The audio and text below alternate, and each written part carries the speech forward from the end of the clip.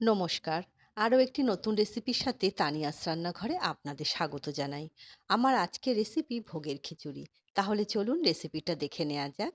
ভোগের খিচুড়ি তৈরি করার জন্য এখানে আমি নিচ্ছি ১ বাটি গোবিন্দভোগ চাল। চালটা জল দিয়ে বেশ কয়েকবার ধুয়ে নেব। চালটা ধুয়ে নিলাম। এদিকে গ্যাস ওভেন অন করে কড়াই বসিয়ে দিয়েছিলাম। তাতে দিচ্ছি হাফ বাটি সোনা মুগ ডাল। ওই একই বাটির হাফ বাটি সোনা মুগ ডাল দিলাম। ডালটা আমি কাঠখোলায় ভেজে নিচ্ছি। ডালটা দেখুন মোটামুটি ভেজে নেওয়া হয়ে গেছে।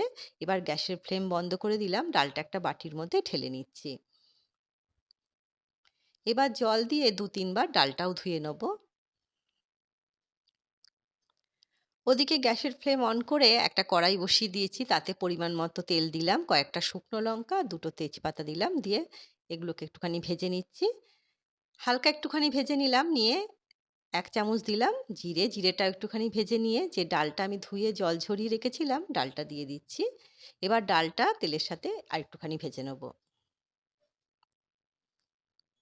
একটুখানি ভেজে নিলাম। এবার এর মধ্যে দিচ্ছি স্বাদ অনুসারে নুন, আর দিচ্ছি হাফ চামচের মতো হলুদ। আর আদা, জিরে আর কাঁচা লঙ্কা বাটা সেটা দিলাম বড় চামচের ১ চামচ। এবার মসলার সাথে ডালটা খুব ভালো করে একটুখানি ভেজে নিচ্ছি। টমেটো কেটে রেখেছিলাম সেটা দিচ্ছি, আর দিচ্ছি কড়াইশুঁটি। দিয়ে সমস্ত কিছু খুব ভালো করে আবারও মিশিয়ে নেব।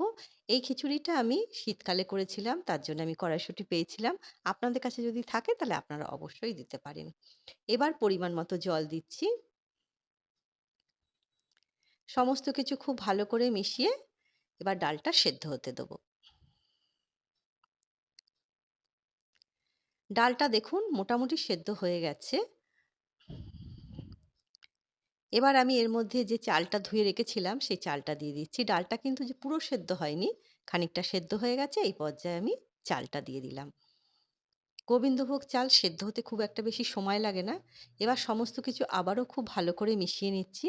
একটু জলের প্রয়োজন আছে, তার জন্য এখানে আমি উষ্ণ গরম জল একটুখানি দিলাম। পরিমাণ মতো জল দিয়ে আবারও সমস্ত কিছু খুব ভালো করে মিশিয়ে রান্নাটা হতে দিচ্ছি। রান্নাটা প্রায় হয়ে এসছে। খিচুড়িটা কিন্তু প্রায় তৈরি হয়ে গেছে। চালও খুব ভালো মতো সেদ্ধ হয়ে গেছে, আর ডাল তো সেদ্ধ হয়েই গেছে। এবার আমি এই পর্যায়ে দেবো স্বাদ অনুসারে চিনি। আপনারা যে যেমন মিষ্টি খাবেন সেই বুঝেই চিনিটা ব্যবহার করতে হবে। আবারও সমস্ত কিছু খুব ভালো করে মিশিয়ে আরেকটুখানি রান্নাটা করে নিলাম। এবার নামানোর আগে দিচ্ছি গরম মশলা আর ১ চামচের মতো ঘি। তাহলেই কিন্তু দুর্দান্ত স্বাদের ভোগের খিচুড়ি তৈরি হয়ে যায়।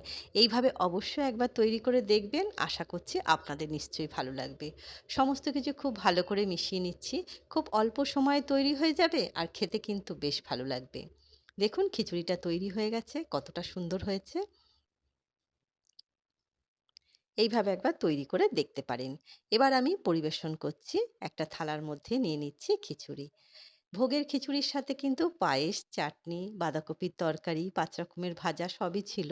আজকে আমি খিচুড়ি রেসিপিটাই শুধু আপনাদের সঙ্গে শেয়ার করছি। তার জন্য আর ওই রেসিপিগুলো শেয়ার করলাম না। অন্য একদিন সমস্ত রেসিপি একসাথে আপনাদের সঙ্গে অবশ্যই শেয়ার করব। খিচুড়িটা নিয়ে নিলাম, বোটা সমেত বেগুন ভেজেছিলাম সেটা নিচ্ছি। আর নিচ্ছি কুমড়ো ভাজা, আলু ভাজা, ফুলকপি ভাজা আর বরবটি ভাজা। এই ছিল আমার সরস্বতী পুজোর ভোগের খিচুড়ি। আপনাদের কেমন লাগলো ছোট্ট একটা কমেন্ট করে অবশ্যই জানাবেন। আজ তবে এই পর্যন্তই। দেখা হবে পরের একটি নতুন রেসিপির সাথে। সবাই সুস্থ থাকবেন, ভালো থাকবেন।